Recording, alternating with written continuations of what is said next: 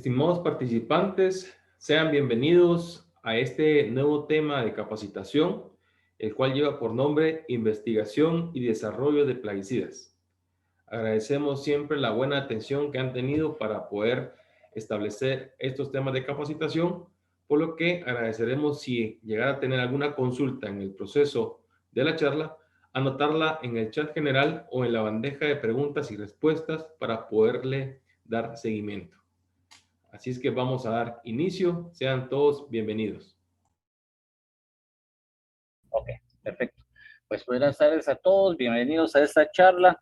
El día de hoy vamos a tocar un tema con respecto a los plaguicidas, cómo se investigan, cómo se desarrollan específicamente en el área de toxicología para mamíferos y que tiene que ver con la toxicología para humanos. Entonces, vamos a tocar algunos puntos. Contenido que vamos a ver el día de hoy está aquí con ustedes. Primero vamos a ver algunos conceptos básicos de plaguicidas. Luego vamos a entrar de lleno a ver cómo se investiga, cómo se desarrollan los plaguicidas de las empresas de investigación y desarrollo y todos los análisis que se hacen para conocer la toxicología de los plaguicidas y cómo estas también son extrapoladas hacia el hombre, hacia el humano. Luego vamos a ver un poco sobre cómo se clasifican los plaguicidas, un poco sobre formulaciones de plaguicidas y ahí terminaríamos. La charla no es muy larga, así que espero que la misma sea del interés de todos. ¿Qué es un plaguicida? Yo creo que ya en todas las charlas que hemos recibido anteriormente y con lo que ustedes conocen ya saben lo que es un plaguicida. Plaguicida no es más que una sustancia química utilizada por el hombre para controlar, prevenir o destruir plagas y enfermedades que afectan a las plantaciones agrícolas. Le digo que son sustancias químicas, la mayoría, no todas son sustancias químicas. Hay plaguicidas que también son virus o son insectos, pero a todos se les conoce con el nombre de plaguicidas, o sea, control de plagas o enfermedades. La mayoría son fabricadas por el hombre y a todas estas se les llama plaguicidas sintéticos y es a esos a los que nos vamos a referir el día de hoy.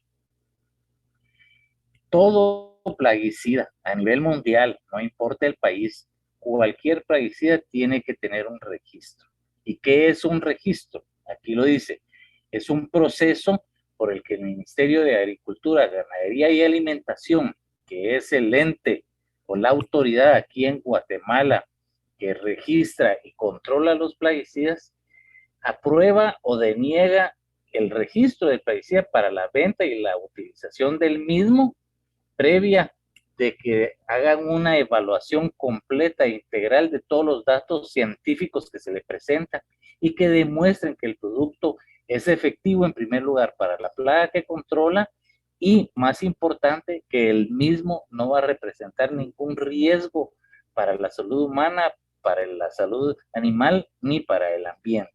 Entonces, el MAGA recibe de las empresas que van a comercializar o que formulan o que fabrican plaguicidas, reciben toda la información científica que avala ese plaguicida, se le hace un análisis integral a todo, un análisis de riesgo a toda la información y posteriormente, después de hacer todo ese análisis que ya se ha demostrado que el plaguicida es efectivo y no va a causar daños a la salud, el MAGA viene y emite un registro. Como les decía, todo plaguicida tiene que ser registrado y si el plaguicida no tiene registro, no se puede comercializar. Si ustedes en campo miran plaguicidas que no tienen número de registro, que está en la etiqueta, significa que ese plaguicida está de forma ilegal en el país. Uno lo tiene que reportar o por lo menos no comprarlo porque no sabe ni qué es lo que va a comprar. ¿Cuáles son los beneficios de los plaguicidas? Bueno, en primer lugar es la protección hacia los cultivos y hacia los productos agrícolas, es decir, no solo en la plantación en sí, sino también cuando uno cosecha, guarda la cosecha y la transporta, ahí también se utilizan muchas veces plaguicidas. Es decir, los productos sirven para, como les decía, para prevenir, destruir, controlar virus, bacterias, hongos, nematodos, ácaros, moluscos, insectos, malezas, roedores, entre otros, ¿verdad? Todo lo que es una plaga contra el cultivo. También algunos se usan para desfoliar o desecar. Hay algunos que se utilizan para regular el crecimiento de las plantas. Y también luego de las cosechas, también para proteger el producto y que no le entre algún insecto al producto antes de que llegue a destino final, como por ejemplo el maíz, cuando ya se le quita, se quita todo el grano de la mazorca y se guarda generalmente ahí, también se protege contra gorgojo y otros hongos o cualquier otra cosa. Además, los plaguicidas, uno de sus beneficios es que hacen que la producción por área sea mayor. Es decir, sembramos menos porque tenemos más producción y eso hace que se conserve más hábitat o áreas verdes. Si no usáramos plaguicidas ahorita, por ejemplo, que la gente decidiera, ya no se usa plaguicidas, el 40-50% de toda la cosecha mundial se vendría para abajo. Es decir, obtendríamos menos de la mitad de lo que podemos obtener si usamos plaguicidas. Y eso lo que traería serían hambrunas a nivel mundial porque no podríamos llegar a abastecer el alimento suficiente para toda la población. Importante entonces usar los plaguicidas para lograr buenas producciones por área. Y también eso, por lógica, lo que hace es disminución de los costos para el consumidor. Es decir, no es lo mismo que se coseche maíz, que lo tenemos aquí, y que obtengamos cosechas muy bajas de maíz, a que cosechemos con producciones muy altas, porque el precio va a cambiar. Mientras más alta sea la producción, el precio va a ser menor. Entonces también a eso ayudan los plaguicidas. Y lo más importante es tener la producción suficiente para poder abastecer a toda la población en beneficio de su salud. Y algo importante es utilizarlos correctamente, precisamente para obtener grandes producciones y no poner en riesgo ni la salud de las personas, ni la salud de los animales, ni el medio ambiente. Bien, vamos a ver entonces cómo se investigan, cómo se desarrollan los plaguicidas, enfocadas en esta charla en la parte toxicológica.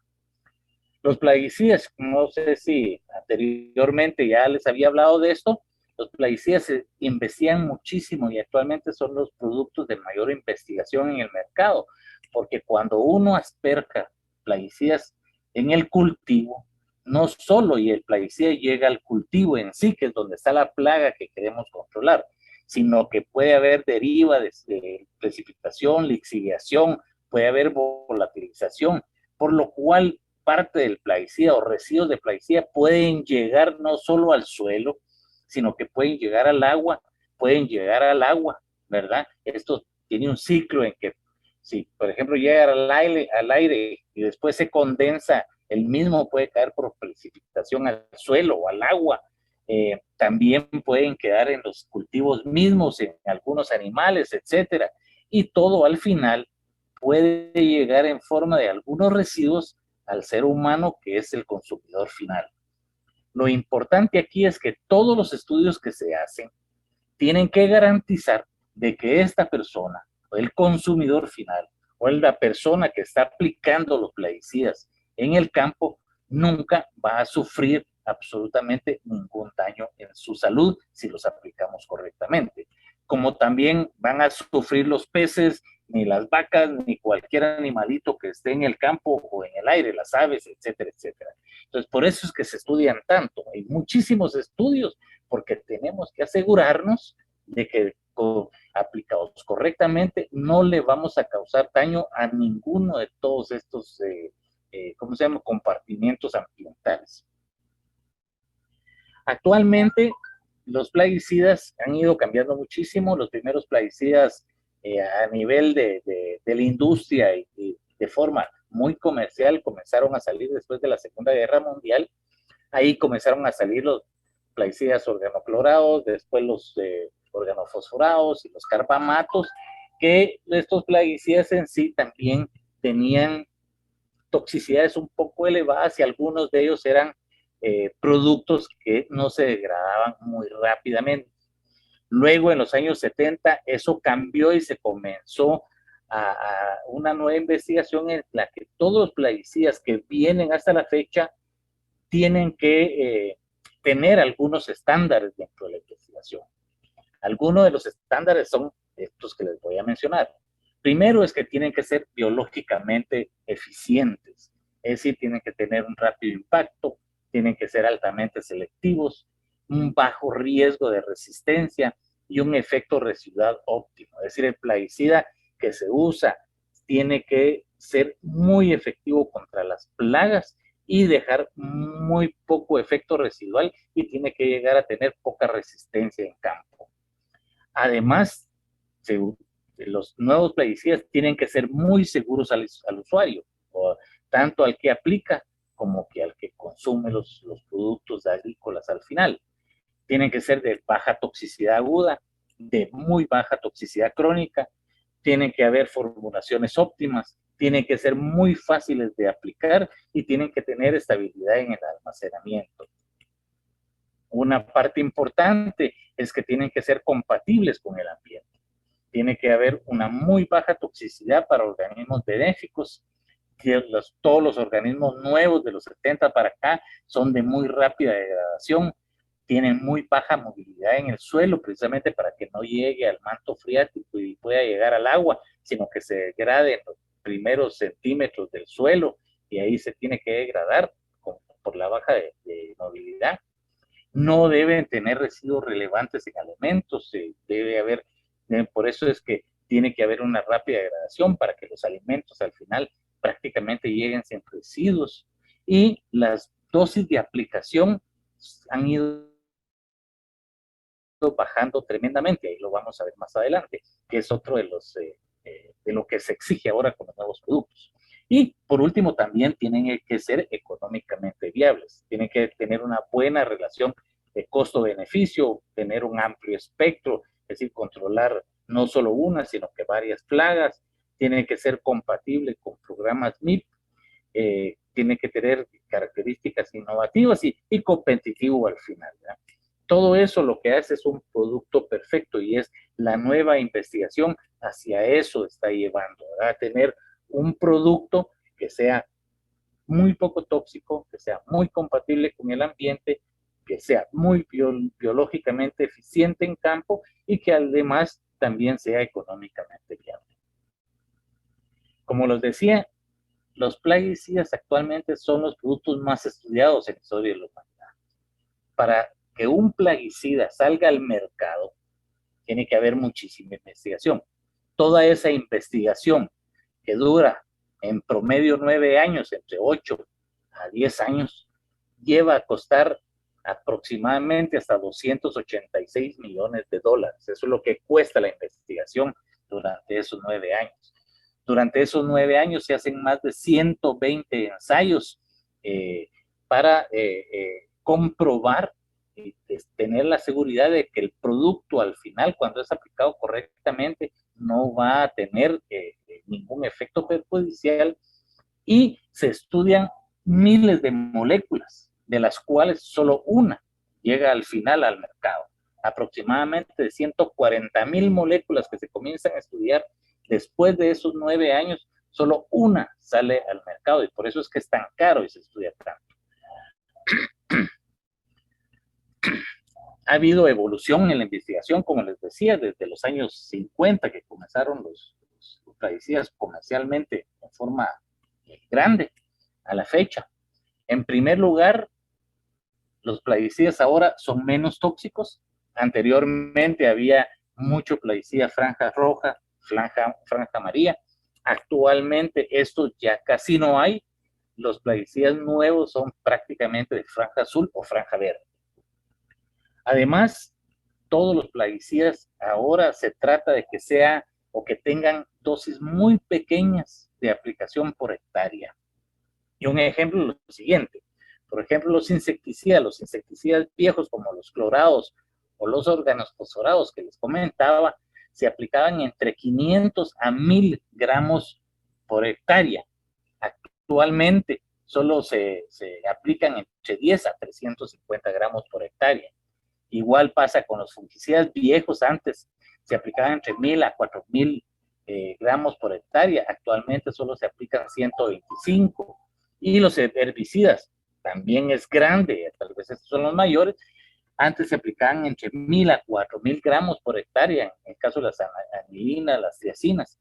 Actualmente los últimos productos se aplican entre 4 a 40 gramos por hectárea.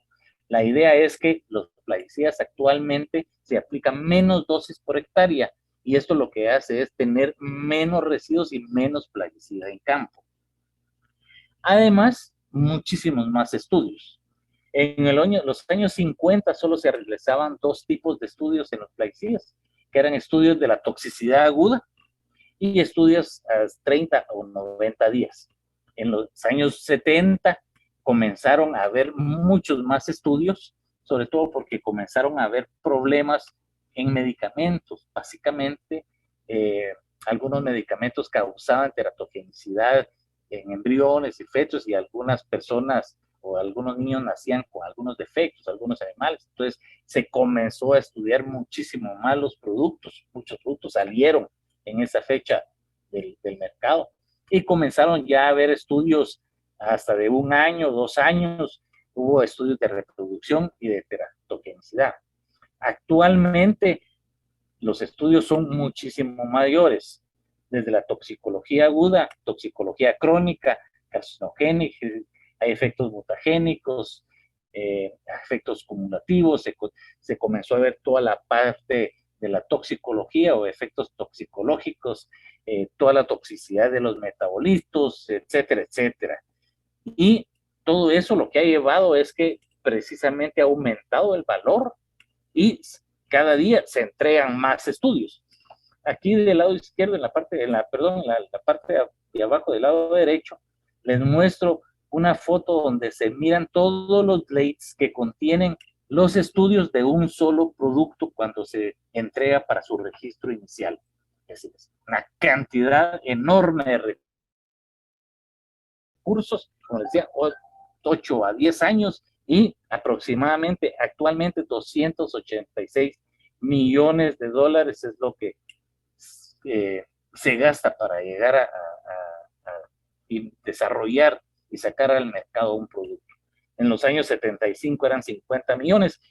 Los estudios han ido creciendo, y por supuesto la parte económica de la investigación ha ido creciendo tremendamente.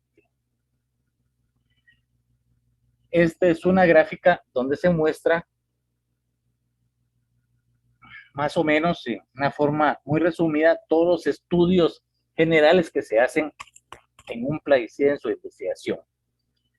Desde la parte química, que se investiga cómo se sintetiza el ingrediente activo, cómo se desarrolla el ingrediente activo para que ya una planta la pueda producir.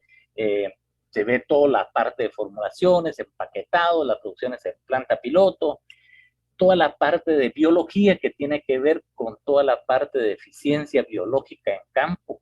Primero se hacen todos los análisis en laboratorio o en invernadero, luego ya se hacen todas las pruebas de campo para saber que ese producto realmente va a ser eficaz contra las plagas con las que se está investigando.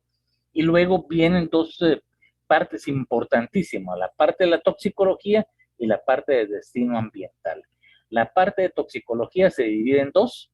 Se divide una parte toxicológica para mamíferos, que tiene que ver también con toda la parte toxicológica para el humano, y una parte toxicológica que tiene que ver con el medio ambiente o con organismos no objetivos, que les llamamos.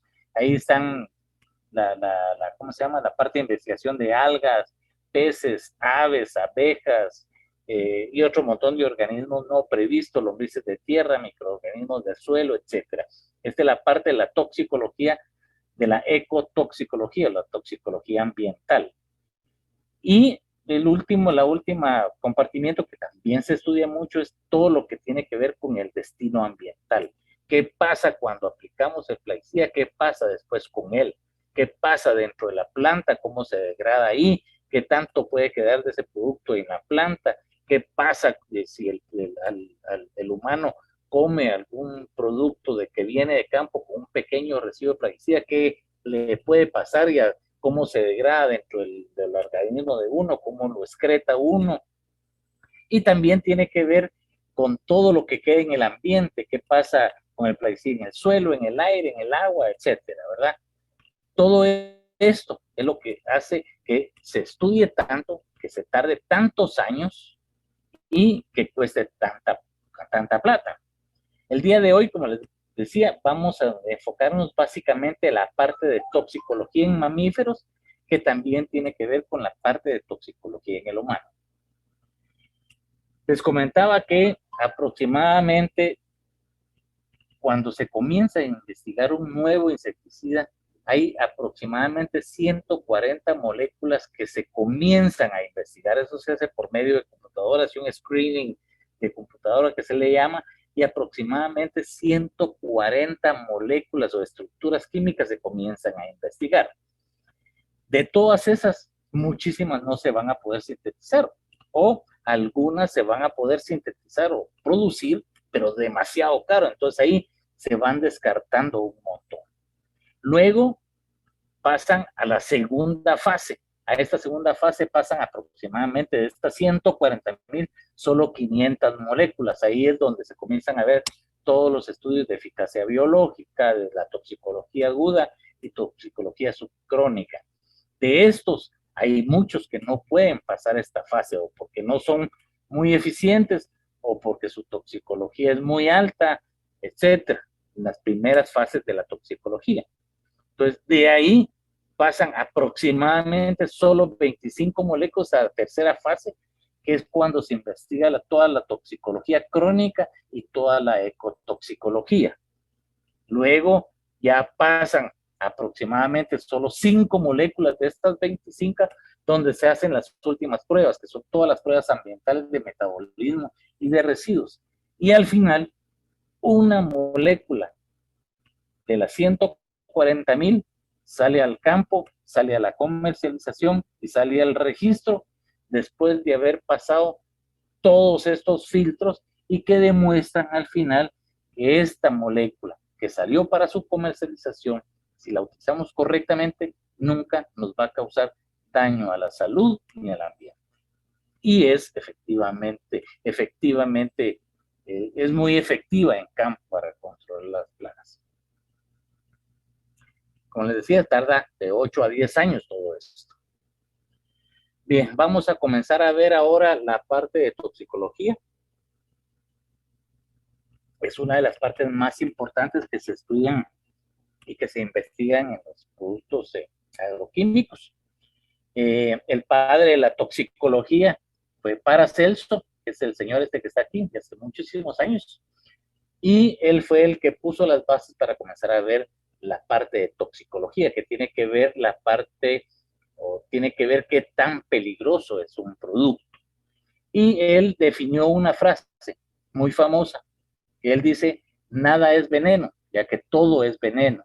La diferencia está en la dosis. Esto quiero que les quede claro. Todo producto químico que existe en la naturaleza puede ser peligroso. No importa de dónde sea ni cuál sea. La sal común de mesa, que todos los días nosotros comemos con la comida, porque si no tiene salita no es sabroso el almuerzo. La sal de mesa, si ustedes ahorita van y se comen 1 o 2 libras de sal, seguro mañana amanecen graves y posiblemente se puedan morir. Todo producto puede ser peligroso. Eso va a depender de la dosis del producto, qué tanto vamos a comer o qué tanto estamos expuestos a él. Y eso fue lo que dijo Paracelso con esta su frase. En la toxicología de los productos se ven 4 cosas. Primero, es una identificación de la peligrosidad. Todo producto químico es peligroso por sí mismo. No es, todos los productos tienen un nivel de peligrosidad y eso es intrínseco de cada producto. Hay productos que son más peligrosos y otros productos que son menos peligrosos. Luego se tiene que hacer la evaluación de dosis-respuesta. ¿Qué significa esto? Un producto puede tener una peligrosidad, pero necesitamos saber también qué tanto o qué dosis o qué cantidad de ese producto nos puede hacer mucho mal a nosotros. Eso lo tenemos que conocer. Puede ser que, como les decía, la sal, comiendo pocas cantidades todos los días nunca nos va a hacer daño, pero si nos comemos 2 libras hoy y 2 libras mañana, sí nos va a hacer daño. Esa es la evaluación de dosis respuesta. Luego también se hace una evaluación de la exposición, qué tanto nosotros estamos expuestos a ese producto todos los días. Puede ser que un producto sea muy peligroso, pero si no estamos expuestos a él, al final el riesgo es mínimo. Mientras que un producto puede ser poco peligroso, pero si todos los días estamos expuestos a él, al final el riesgo es bastante grande. Y eso es lo que hace la caracterización del riesgo. Todo esto es lo que se analiza con los productos plaguicidas. Y por eso es que se hacen todos los estudios toxicológicos. Hay 2 tipos de estudios toxicológicos que se hacen en humanos y animales. Uno son los estudios fenomenológicos, que se le llama. Estos estudios tienen que ver o determinan qué tanto daño le hizo el producto a los órganos internos de la persona o del animal. Y ahí hay varios estudios que se hacen. Están los estudios agudos, los estudios de genotoxicidad, los subcrónicos, los crónicos y de carcinogénesis, los teratogénesis y neurotoxicidad. Ahí los vamos a ir viendo estos más adelante, poquito a poquito. Y luego están todos los estudios mecanísticos que se les llama, que es absorción, distribución, metabolismo y excreción, que tienen que ver con qué pasa con el producto cuando ingresa al organismo o ingresa a la planta o a algún animal, cuando lo ingieren o ingresa por la vía dérmica o como sea, cómo se degrada y cómo se distribuye, cómo se excreta en el humano, en la planta o en los animales. Todo esto es lo que tiene que ver con humanos y animales. Aparte, los otros estudios toxicológicos que se hacen son los ecotoxicológicos, que son para organismos no objetivos, que eso creo que ya lo vimos en una charla anterior que se llamaba Plaguicidas y el ambiente, y que tiene que ver con todos los estudios que se hacen para aves, para, ¿cómo se llama? Para peces, para lombrices, para microorganismos de suelo, para plantas acuáticas, etcétera, etcétera, ¿verdad? Absolutamente todos los estudios que la industria hace son estudios validados por guías internacionales. Básicamente se utilizan 2, que son aquí, las que están acá. Una son de la EPA, que es en Estados Unidos, que es la Agencia de Protección Ambiental de los Estados Unidos, y las otras son las guías de test para productos químicos de la Unión Europea. Estas 2 guías son las que se utilizan para hacer todos estos estudios, son guías internacionales, validadas completamente, y cualquier producto químico que se estudia se hace bajo estas guías. Todos los animales de laboratorio que se utilizan para hacer los estudios son animales también validados. Generalmente son animales muy sensibles, son los animales más sensibles que existen, generalmente más sensibles que el hombre, ¿verdad? Y dependiendo del estudio, pues depende el tipo de animal que se utilice, pero se utilizan cierta clase de animales, cierta clase de especies de animales para hacer todos estos estudios. Y solo esos animales se usan. Vamos a comenzar viendo entonces los estudios de la toxicidad aguda.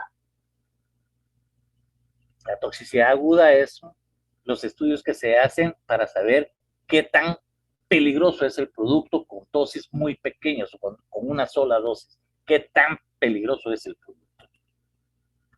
Se hace normalmente los estudios en una sola exposición en 24 horas. Y lo que se comprueba es la dosis mínima que causa la muerte en los animales de prueba. Generalmente ahí se obtienen 2 factores. Uno es el que se le llama DL50, oral o dermal, y el otro es el CL50 inhalatorio. Y esto lo que significa es que el producto en una dosis se le da de comer a una cantidad de animales en experimentación y se averigua qué dosis es la que mata en 24 horas al 50% de la población en prueba, ¿ya? Entonces se le da Cuando ya lo sabemos, esa dosis es la DL50 oral, la dosis letal 50 se llama. Y la CL es cuando es por inhalación, porque aquí es concentración letal 50. ¿Sí? Esa dosis significa que matamos a la mitad de todos los animales que ha sido prueba. Y ahí se hacen varios estudios para la toxicidad aguda. Se hace por medio oral, sale la toxicidad oral aguda. Se hace por medio de la piel, que es la toxicidad dermal aguda. Se hace por medio de la inhalación, que es la toxicidad inhalatoria. Y luego se hacen 3 estudios que tienen que ver con irritación o corrosión, tanto en la piel, en los ojos, y la sensibilización dermal, que tiene que ver con la producción de alergias. Esta batería de estudios, todos los productos se les hace y demuestran con esta batería de estudios qué tan peligroso es el producto en sí. Es la primera fase o los primeros estudios que se hacen junto con los de genotoxicidad, que los vamos a ver adelante, son los primeros estudios que se hacen en la investigación. Muchos productos no pasan esos estudios porque demuestran que son muy peligrosos. Entonces, todo eso se van desechando y ahí es donde se va haciendo el filtro para llegar después al final, que solo un producto sale después de toda la investigación. La intoxicidad aguda oral generalmente se hace en ratas hembra, un animal muy sensible, y sobre todo se hace en hembra porque la hembra es más sensible que el macho. Estas son las especies de rata que se utilizan, son ratas, son especies ya validadas, como les decía. Aquí hay algunos ejemplos de esa, por ejemplo, esta es la Winstar, esta es la Fisher. En ese tipo de ratas se hace la toxicidad oral aguda y a las ratas se les da la dosis en una sola exposición, cierta cantidad de producto en una, y después de 24 horas pues se determina cuántas murieran. Cuando se mueren el 50% en esa dosis, ahí se determina la DL50 oral, ¿verdad? Que produce la mortalidad del 50% de todas las ratas que habrían sido tratados. La dosis se da en miligramos por kilogramo de peso corporal. Es decir, puede ser, si ponemos 50 miligramos por kilogramo, significa que, y si pesa 1 kilogramo, significa que 50 miligramos de esa sustancia va a matar, o uno tiene el 50% de probabilidades de que se muera con esa dosis. No sé si quedó claro. Si no, ahí después me preguntan. La toxicidad aguda dermal tiene que ver con la piel y generalmente aquí se utilizan 3 tipos de animales: conejo, rata y cobayo. Se utilizan aquí los 2 sexos, también es una sola exposición en 24 horas, y lo que se hace es que al animal se le afeita una parte del pelo, se deja la piel expuesta, más o menos el 10% de la superficie de todo el cuerpo se afeita, y sobre eso pues se le ponen las compresas con el producto en una sola dosis, y ahí se determina qué dosis es la que produce el 50% de la mortalidad de los animales que fueron tratados, y de ahí se saca la DL50 dermal. Tanto el valor anterior, la DL50 oral, como esta, la DL50 dermal, son los valores que se utilizan como base para hacer la clasificación toxicológica de los plaguicidas. Si se recordarán, en todas las etiquetas viene una franja de color en la parte de abajo, que puede ser de verde, azul, amarilla o roja. Verde, la menos tóxica; roja, la más tóxica. Y eso se basa en los valores de la DL50. Mientras más pequeña es la DL50, más peligroso es el producto. Si la DL50 es más alta, menos peligroso es el producto. Entonces, ahí, de esos valores, viene ya la clasificación toxicológica que ustedes van a ver en la franja de color de las etiquetas. Los otros estudios, también se hacen estudios de toxicidad aguda inhalatoria, también se hacen ratas nada más, en ambos sexos. Ahí se utilizan unos equipos, como se ve acá, con un flujo de aire permanente que se escapa cambia cada cierto tiempo, es un flujo que ya tiene una concentración en el aire del producto que se está analizando, se hace una sola exposición y generalmente esto se usa o se hace este estudio para aquellos productos que son gases o que son calificados o para fumigantes, como el fosfuro de aluminio, por ejemplo, o productos que se aplican en nebulización o por aerosol, o cualquier producto que tiene una presión de vapor muy baja. Para eso se hace este tipo de estudios. Y ahí lo que se determina es la CL50. Aquí no es DL, sino que es CL, porque es una concentración en el aire la que está afectando al individuo, en este caso, pues a las ratas o al humano, ¿verdad? Luego hay estudios de irritación y corrosión dermal, tiene que ver con los ojos, se hace normalmente en conejos, que son los animales más sensibles en sus ojitos, y en ellos se hacen los estudios tal como se muestran aquí a la par. Y lo que se determina es ver si existe, cuando se le aplica, después de aplicarle el producto en el ojo al animal, después de 24 horas, se determina qué tanto daño pudo haber habido en los tejidos, no de la piel, perdón, esta es la corrosión dermal, esta es la corrosión ocular. La corrosión dermal se hace en la piel, perdón, ¿ya? Se hace en conejo albino también. Y se hace una sola dosis por 24 horas y lo que se trata es de saber el daño irreversible que pudo haber causado en la piel, corrosiones, lesiones en la piel, y de ahí se determina si el producto puede ser dañino o puede producir irritaciones o corrosiones dermales cuando es aplicado. Y el otro es la corrosión ocular, que es así la que está acá. Se le aplica el producto en un ojo al conejo, el otro ojo se deja libre como que si fuera un testigo, ¿verdad? Se hace siempre en conejos albinos adultos y se evalúan también qué tanto daño le puede hacer el producto al ojo. Esto es para saber si nos salpica el producto en el ojo en una fumigación o algo, qué tanto daño nos puede causar. Todo esto después se extrapola al humano, ¿verdad? Y el último es la sensibilización a la piel, que se hace en cerdos de Guinea o en ratones. Y eso se hace por exposiciones, se les inyecta de forma intradérmica o epidérmica el producto a los animalitos, una sola dosis, luego se observan varios días. Y aquí lo que se trata, lo que se trata es de saber si el producto no causa o no causa alergia. Y estos son los estudios de alergénicos que se le conocen para saber si el producto puede causar alergia o no. Generalmente los productos muy alérgicos y todo, muy corrosivos, demasiado tóxicos, pues se van quedando fuera y solo van pasando a aquellos que se consideran que pueden seguir adelante en la investigación de los plaguicidas. También se hacen al principio los estudios de genotoxicidad, que tiene que ver con alteraciones en el ADN.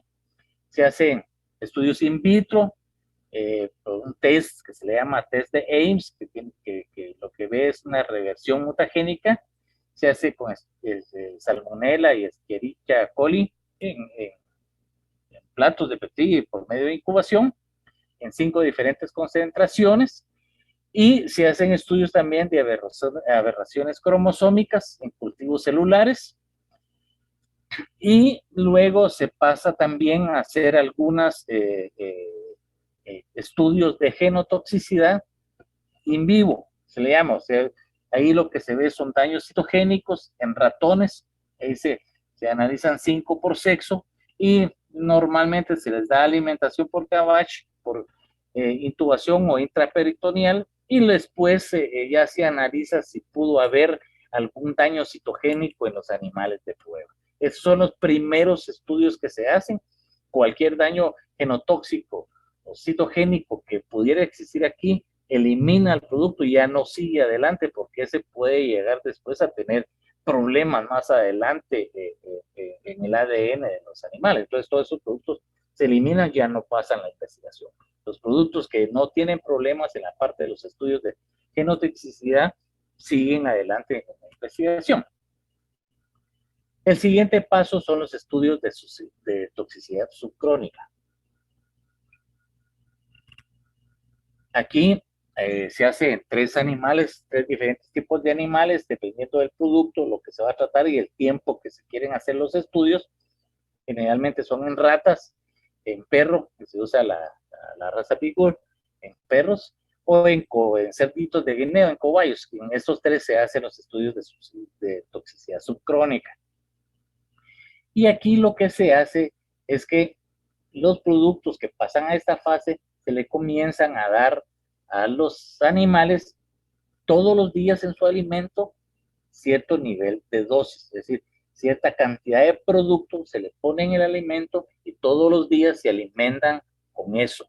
Que todos los animales van a recibir todos los días durante el ensayo, que puede ser toda su vida, que por ejemplo en el caso de las ratas no es mucho, ¿verdad? O de los cobayitos, toda su vida pasan tomando el alimento conteniendo una cierta cantidad de producto plaguicida que va contenido en él. Y lo que se analiza después del estudio es ver qué tanto daño sufrieron los tejidos o los órganos o todos los sistemas del animal que estuvo en tratamiento. Ahí lo que se deriva de esto es que se determina el nivel de efecto adverso no observado, se le llama. O sea, se determina qué cantidad de producto se le dio a los animales durante todo el tiempo del estudio, que puede ser desde 90 días hasta 2 años, en la toxicidad, hasta 90 días, en la toxicidad subcrónica. Después de eso se analiza el animal, se les va analizando toda la hematología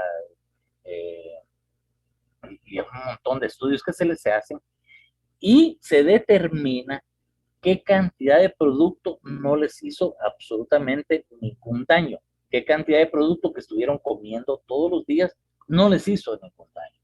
Y a eso se le llama el nivel de efecto adverso no observado. Es decir, es una cantidad de producto que aunque lo comió todos los días, nunca le causó ningún daño al animal. Y esto, el NOAEL, se da en miligramos por kilogramo por día. Esa es la dimensional que salía al final. Esto se usa, el NOAEL se utiliza para determinar ya las dosis que van a servir para los estudios que vienen después, que son los estudios crónicos o de largo plazo. Aquí se hace por forma oral, se hace por forma inhalatoria y se hace por forma inhalatoria. Puede ser desde 28 días hasta 90 días, ¿verdad? Se analizan efectos neurotóxicos y también se analizan ver si hubo algún órgano que se afectó o posible acumulación del producto en el animal. Todos los que no pasan, pues se van fuera, y aquí lo importante es determinar qué cantidad de producto, después de haber comido todos los días, no les hizo absolutamente ningún daño al animal. Luego ya vienen los estudios más largos, o sea, los estudios crónicos y de carcinogenicidad. Son estudios que estos ya van hasta 2 años. Se hacen normalmente en rata, en ratón y en perro. Siempre se usa este tipo de animalitos. Se hace por dosis repetitivas y dependiendo del animal y del estudio que se está haciendo, se hace por 12, 18 y 24 meses. También igualmente se hace en forma oral, dermal e inhalatoria. Y existen 2 tipos de productos que pueden ser combinados. Generalmente, como les decía, es igual que el anterior. La dosis que se determinó en el anterior se le da al animal todos los días en su comida durante los 12, los 18, los 24 meses. Todos los días está comiendo esa cantidad de producto. Y luego se analiza la toxicidad crónica, ¿verdad? Es decir, que después de todo ese tiempo y prácticamente durante toda su vida se analiza la hematología, estudios de orina, todo lo que es urianálisis, toda la química clínica, se hacen necropsias, patologías, ¿verdad? Y también se hacen todos los estudios para saber si pueden llegar a causar tumores o cáncer, ¿verdad? Detección de efectos y lesiones neoplásticos, etcétera. Y hay un combinado que se hace los mismos dos anteriores, solo que un solo estudio. Después de la toxicidad de estos estudios, se determina, si son las dosis que se le dio al animal, que el producto nunca va a hacerle daño, ni va a producir tumores, ni va a producir cáncer en todos los animales de ensayo después de haber comido todos los días de su vida una cierta cantidad de producto, de dosis de plaguicida. Esos son los estudios toxicológicos crónicos y de carcinogénicos.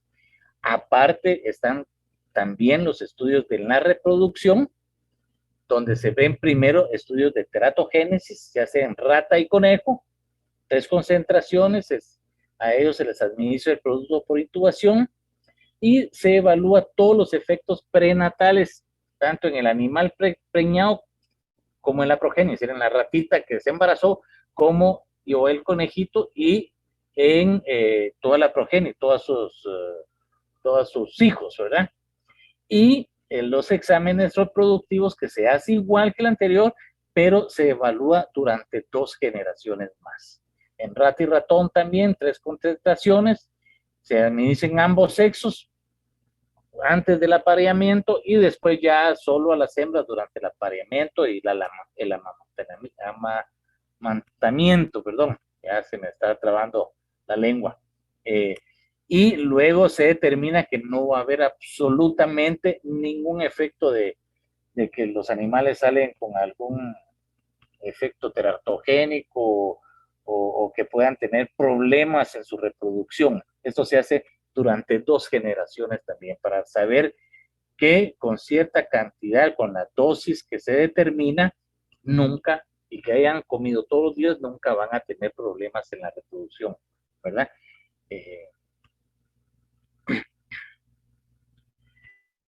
Luego también se hacen estudios de neurotoxicidad, que tiene que ver que los productos en las dosis que ya se determinaron nunca van a causar daños neurotóxicos o van a afectar el sistema nervioso de los individuos. En este caso se hacen en ratas, 3 niveles de dosis, 10 individuos por cada sexo. También se les administra diariamente en la dieta y se hace por 28 días el subcrónico y el crónico hasta 90 días y el crónico se hace por 1 año o más en ratas. Ahí se hacen observaciones diarias, ¿verdad? Y sobre todo se hacen observaciones en las que se puede determinar de que no causó ningún daño en la parte del sistema nervioso del animal. También hay algunos productos, sobre todo los carbamatos y los órganos fosforados, que se hacían en gallinas. Ya casi no se usa porque ya no se están investigando este tipo de productos. Y la gallina se usaba para ellos porque la gallina es muy susceptible a eso. Actualmente ya solo se utilizan ratitas. Luego, también en estos animales, y durante todos esos estudios, sobre todo en los crónicos, se hacen todos los estudios mecanísticos, que tiene que ver, ahí neurotoxicidad está de más, ahí hagan caso omiso a esto. Básicamente los estudios mecanísticos son de absorción, distribución, metabolismo y excreción, y que tiene que ver qué pasa con el producto que los animales puedan estar comiendo diariamente durante toda su vida. En la absorción se hacen estudios de cómo lo ingieren, ya sea por ingestión oral, por ingestión dermal o por inhalación. Se analiza todo cómo se puede ingerir o cómo puede ingresar al organismo. Luego se hacen todos los estudios de distribución, qué pasa con el producto ya internamente, si va al cerebro, al hígado, a los riñones, a los pulmones, para dónde se puede ir, cómo se metaboliza ese producto internamente, cómo se va destruyendo internamente, y qué tanto si puede causar daño o no puede causar daño. Y al final se analiza también toda la excreción, cómo se elimina, ya sea de forma biliar, urinaria, por heces o por exhalación. Generalmente, cuando ya las dosis son dosis de nivel no observado, significa que al individuo ya no le va a hacer daño en ninguno de los órganos. Pero como el producto entra, aunque sea mínimo, se analiza cómo ese producto se degrada y cómo sale, y cuánto tiempo puede estar adentro del organismo, porque no puede acumularse también. Todo esto es lo que se ve en toda la parte de los estudios mecanísticos. Luego, de todos los estudios que se hacen, una de las partes más importantes son las dosis de referencia. ¿Qué es la dosis de referencia crónica? Es la cantidad estimada de una sustancia a la que podría estar expuesta una persona a través de la comida, el agua u otras fuentes durante toda su vida sin que le cause un riesgo apreciable a su salud. Y esto al final es posiblemente de todo lo que vimos lo más importante. Esto se mide en miligramos de ingrediente activo de plaguicida por kilogramo de peso corporal de la persona por día, ¿ya? Y es la cantidad de ahí, de esa dosis de referencia, que es básicamente el no a él, que fuimos el nivel de efecto no observado, se divide dentro de 100 y se saca la dosis de referencia crónica, que es la que estamos viendo aquí, que en español se le conoce como también como ingesta diaria admisible. En otras palabras, es la cantidad estimada de una sustancia, de un plaguicida, que podríamos llegar a comer todos los días durante toda nuestra vida sin que eso nos vaya a hacer ningún riesgo o nos vaya a causar daños a la salud. Espero que haya quedado claro. Ahora, el dato que se saca en todos los laboratorios es el NOAEL, o sea, el nivel de efecto no observado, la cantidad que nunca hizo daño.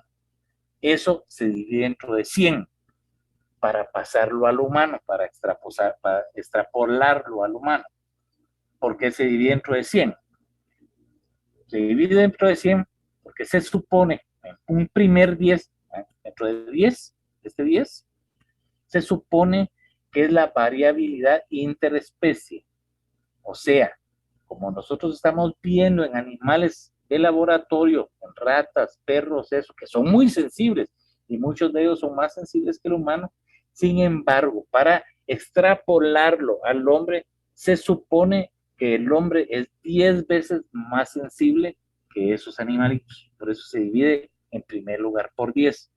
Y luego se divide otra vez nuevamente por 10, que es el segundo 10, que es suponiendo o suponemos que entre los humanos, entre los hombres, las personas que están enfermas o los ancianos o los niños son 10 veces más susceptibles que cualquier persona con una salud normal. Por eso es que se divide dentro de 100. Es un factor de seguridad muy, muy alto que se saca después de sacar el nivel de no efecto hacia los animales de laboratorio. Sí, después de todos los análisis que hicimos en laboratorio, sabemos que cierta cantidad de producto nunca les hizo daño a esos animalitos. Esa cantidad se divide dentro de 100 y esa es la cantidad que suponemos que es la ingesta diaria admisible que el humano podría comer. No, espero que esto haya quedado diario. Con esa cantidad, si nosotros lo comemos diariamente, nunca nos va a hacer absolutamente ningún daño. Y de eso provienen también los límites máximos de residuos. Cuando nosotros aplicamos en campo, generalmente aplicamos sobre la planta y todo, y sobre el cultivo puede quedar plaguicida que comienza a ejercer su efecto sobre la plaga, sobre la maleza, sobre el hongo, etcétera. hace su efecto, pero el producto queda dentro de la fruta, de la planta, de las hojas, etcétera, y se va degradando en el campo. Hasta cierto nivel, que es cuando al final se cosecha. Y de ahí se define lo que es el límite máximo de residuo, que es el nivel máximo de residuos de un plaguicida que se permite legalmente en los alimentos cuando los plaguicidas se aplican correctamente. ¿Ya? No son límites toxicológicos, los límites de residuos pueden estar en una fruta, pero no nos van a hacer daño, y precisamente para eso existen. Son límites basados en una buena práctica agrícola y se utilizan prácticamente para proteger la salud del consumidor. Si nosotros aplicamos en campo, sabemos que aplicamos el producto, quedó parte del producto en las frutas, en las hojas, etcétera, se va degradando en campo muy rápidamente en algunos otros cuesta más, y luego que ya pasó el periodo de carencia, o sea, cuando nosotros podemos cosechar, ya sabemos que cuando ahí cosechamos, la cantidad de residuos que puede existir es tan pequeña que nunca vamos a llegar a la ingesta diaria admisible, aunque todos los días comiéramos de ese tomate o de ese mango o de ese banano o del maíz, ¿ya? Por eso es que son tan importantes los límites máximos de residuos y los vamos a cumplir media vez nosotros en campo apliquemos correctamente los plaguicidas. Si lo hacemos bien, nunca vamos a generar problemas dentro de las personas, nunca. Los LMR, pues lo regula el Códex Alimentarios, para acá, para Guatemala y para muchísimos países, y algunos países como Estados Unidos, Unión Europea, Canadá, Japón, algunos países industrializados, pues ellos tienen sus propios límites máximos de residuos, ¿verdad? Como les decía, los criterios para poner los LMR vienen de prácticas agrícolas en campos donde uno fumiga, queda cierta cantidad de residuos, estos se comienzan a degradar y cuando ya llega a más del 50% de degradación, ahí está el periodo de carencia, ahí se fijan los límites máximos de residuos. Esos límites máximos de residuos, como les decía, nunca, aunque los sumemos, nunca van a alcanzar la ingesta diaria admisible, lo que podríamos comer diariamente, nunca. Bien, esos son todos los estudios toxicológicos que se hacen y cómo se extrapolan hacia el ser humano. Como les decía, todos los estudios toxicológicos que se hacen, al final, lo que nos indica es que si nosotros del producto usamos las dosis que viene en la etiqueta, lo aplicamos correctamente en el número de aplicaciones que el panfleto nos indica, con el tiempo entre una aplicación y otra que el panfleto indica, hacemos, ¿cómo se llama? Nosotros venimos y el periodo de carencia siempre lo tomamos en cuenta. Absolutamente nunca ningún producto le va a causar daño a ninguna persona, aunque lo coma todos los días. Aparte, pues hay otros estudios que les comentaba, los estudios ecotoxicológicos, que eso se vio en otra charla, que era en los plaguicidas del ambiente, que se hacen estudios en aves, en peces, en invertebrados acuáticos, en abejas, en artrópodos, en lombrices de tierra, en microorganismos de suelo. Y también se hacen todos los estudios de estímulo ambiental, como son todos los estudios de degradación, todos los estudios de movilidad, disipación y acumulación. Todo esto lo vimos en la charla de los productos agroquímicos y el ambiente. Y al final, todo lo que vimos que se hace en un plaguicida, todos los estudios que cuestan 286 millones de dólares y que son en un plazo entre 8 a 10 años, después de todos esos estudios, lo que se concluye es en la etiqueta. Y en la etiqueta lo que indica es que el producto va a ser efectivo para la plaga y que nunca va a causarle daño ni al ambiente, ni a la persona que lo aplica o lo consume si las utilizamos bajo las recomendaciones que viene en la etiqueta o en el panfleto y utilizando buenas prácticas agrícolas. Al final, todo viene en la etiqueta y el panfleto y eso es lo más importante. Los productos son buenos, controlan plagas, controlan enfermedades, controlan malezas, logramos obtener grandes producciones en campo utilizándolas, pero los tenemos que utilizar correctamente. Eso es, al final, todo lo que indican todos los estudios. Vamos a ver un poco sobre cómo se clasifican los plaguicidas. En primer lugar, los plaguicidas se clasifican por su forma química en la que están. Hay un plaguicida que se le llama ingrediente activo purificado. Este se da solo a nivel de laboratorio. Nunca lo encontramos comercialmente porque su pobreza es mayor del 99% y es el que se utiliza para evaluar algunos estudios físico-químicos y se utiliza como estándares analíticos para hacer todos los análisis de los plaguicidas a nivel de laboratorio. Generalmente es muy, muy caro y no lo encontramos comercialmente.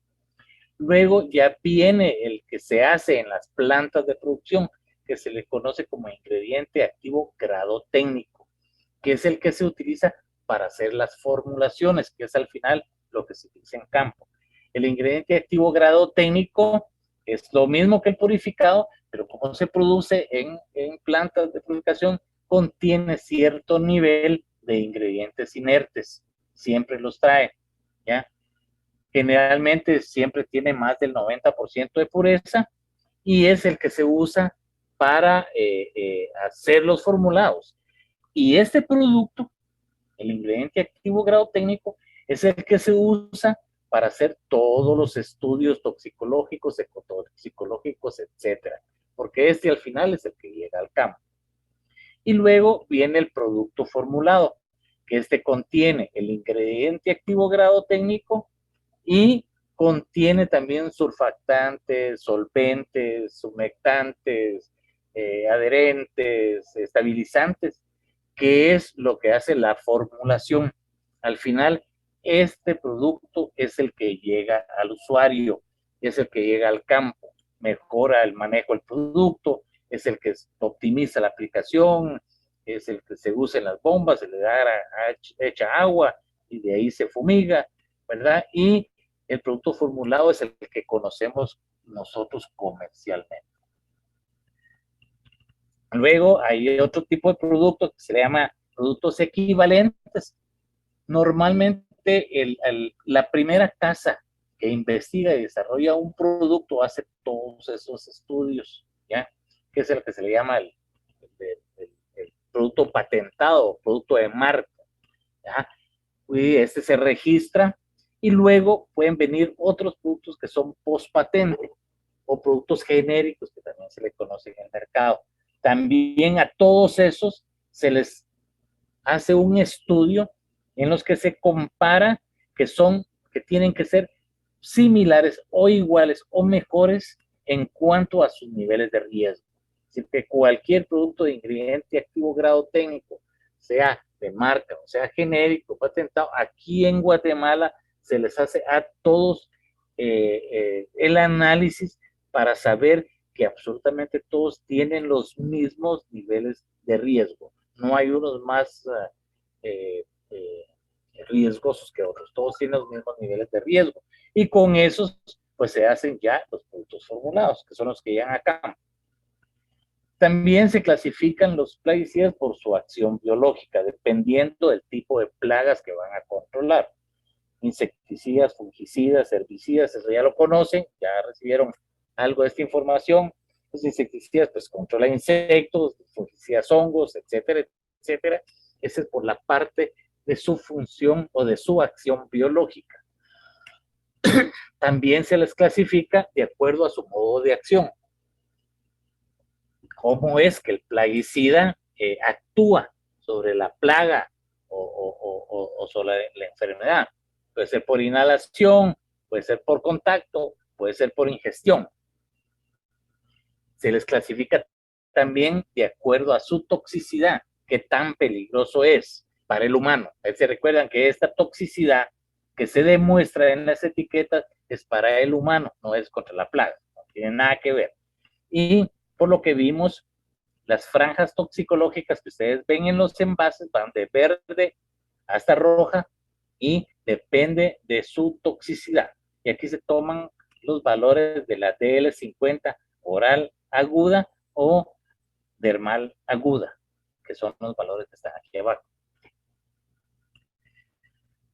Bien, vamos a ver un poco sobre lo que son las formulaciones. Los plaguicidas, como les decía, tienen que ser formulados precisamente para que el usuario pueda hacer la mezcla, mezclarlo con agua y poderlo aplicar adecuadamente en campo. Dependiendo del tipo de ingrediente activo, hay un montón, hay varios tipos de formulaciones. Pueden ser líquidas, pueden ser sólidas o polvos, ¿verdad? Puede ser granuladas o puede ser en aerosoles. Y toda formulación trae unas siglas. Ustedes ven en las etiquetas de las formulaciones, no sé si aquí se ve. Bueno, toda etiqueta en las formulaciones, en el nombre del insecticida, trae la concentración y trae unas siglas que significa qué tipo de formulación es.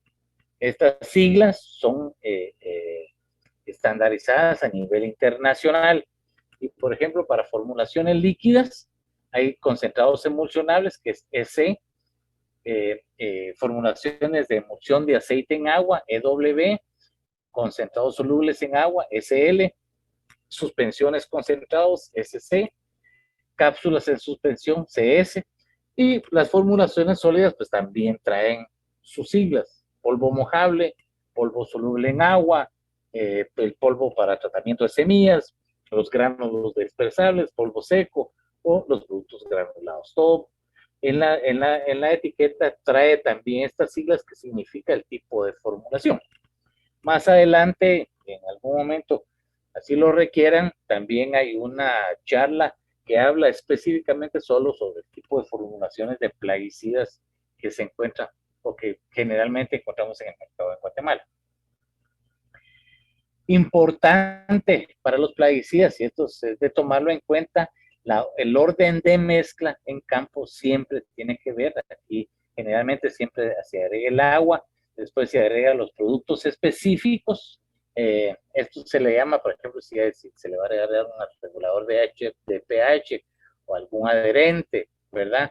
Luego ya se pueden agregar algunos polvos, productos sólidos, luego van los productos líquidos y luego otros productos. Sin embargo, siempre recomendamos que en campo, porque los productos han sido formulados para ser aplicados ellos solos en campo, ¿verdad? Pero por cuestión de costos y a veces de cultura, muchos utilizan 2 o 3 productos mezclados para hacer las formulaciones en campo.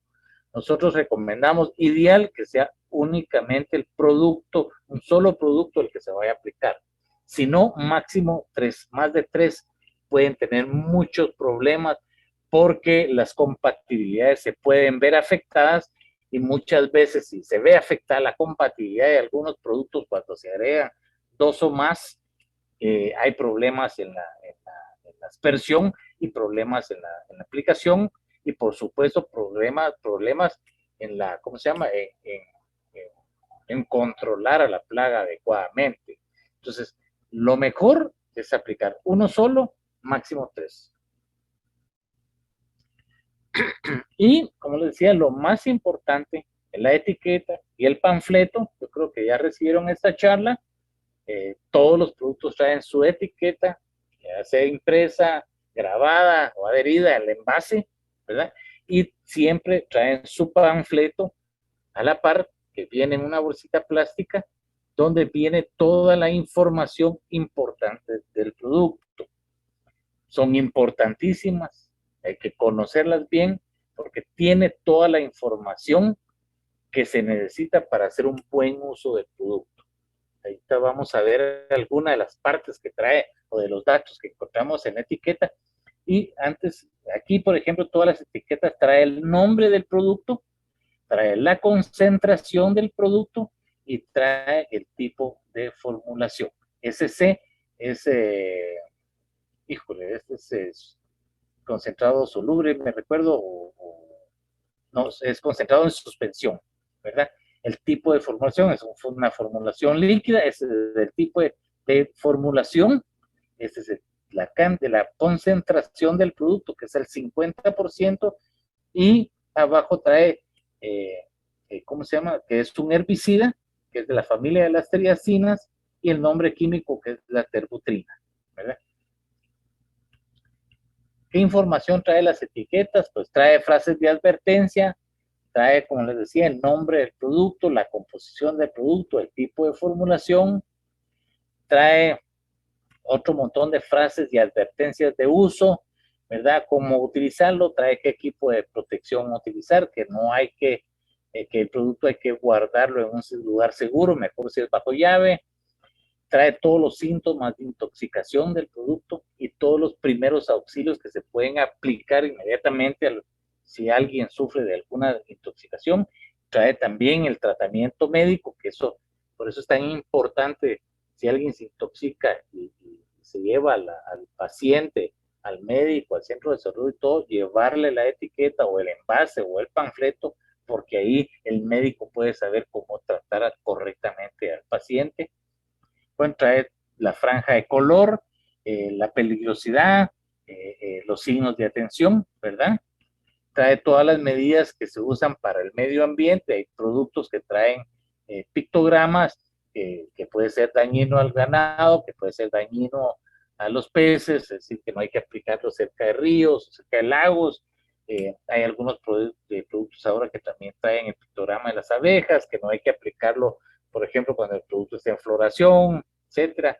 Trae el pictograma del triple lavado y el desecho correcto de los envases. Y trae algo importante, el número de registro, el país y el número de registro, el número de lote y la fecha de vencimiento. Esto es importante, todos los productos que se comercializan tienen que traer esta información. Para Guatemala tiene que traer que está registrado en Guatemala y tiene que traer el número de registro que otorga el Ministerio de Agricultura y Ganadería y Alimentación. En el panfleto se encuentra mucha de la misma información que viene en la etiqueta, pero viene más información de utilidad precisamente para las aplicaciones. Trae las frases de advertencia, el nombre, la casa comercial, el tipo de producto, y aquí ya comienza otro tipo de información que no viene en la etiqueta, porque no cabe en la etiqueta. El uso agronómico, el modo de acción del producto, qué equipo de aplicación se debe utilizar o se recomienda, cómo se prepara la mezcla, cómo se debe preparar la mezcla para hacer el caldo de aplicación. Trae también qué equipo de protección personal mínimo es el que se debería de utilizar. Y aquí trae todas las recomendaciones de uso del producto, desde el cultivo en el que se puede usar, las plagas que controla, las dosis y los intervalos de aplicación y observaciones. Es importantísimo. Y todo esto es lo que tenemos que tomar en cuenta. No podemos usar dosis más altas o dosis más bajas. Tenemos que usar las dosis que se recomienda y el número de aplicaciones que se recomienda y el intervalo de tiempo entre aplicación y aplicación. Porque todo esto es lo que al final hace que hagamos una buena práctica en campo y garanticemos que los productos van a ser inocuos. También trae, como les decía, los intervalos de aplicación, el periodo de reingreso al área, es decir, yo apliqué hoy, ¿en cuánto tiempo puedo volver a entrar al área aplicada? El periodo de carencia, eso significa que si yo apliqué hoy, ¿en cuánto tiempo puedo ya cosechar? Eso también lo trae el panfleto. Algunos serán un día, otros serán 15 días, etcétera, pero ahí viene, y eso lo tenemos que ver. También vienen datos sobre la fitotoxicidad, si el producto puede o no ser fitotóxico y por qué. Y datos de compatibilidad, con qué lo puedo mezclar, con qué no.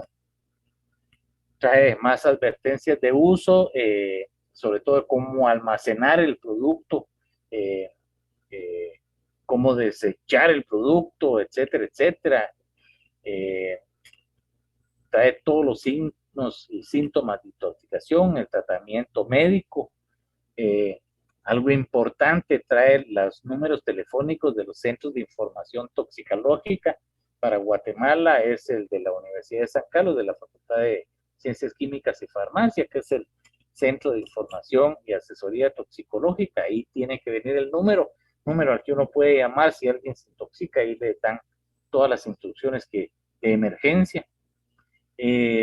Trae todas las medidas de protección al medio ambiente, trae otro montón de advertencias, sobre todo con respecto al medio ambiente, qué hacer con los envases, qué hacer con los sobrantes, que no debe fumigar uno cerca de acequias, de ríos, de pozos, etcétera. Y todos los datos de la empresa, el número de registro y todo lo demás. Importantísimo. Todo lo que viene en la etiqueta del panfleto lo tenemos que leer antes de aplicar cualquier producto.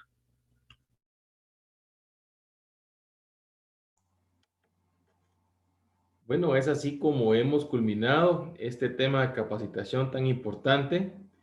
Agradecemos las consultas que se generaron en el proceso de la capacitación, invitándoles nuevamente a que el próximo lunes seamos otra vez presencia en el próximo tema de capacitación.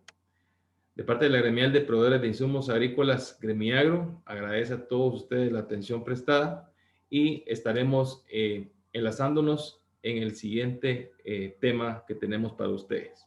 Muy buenas tardes.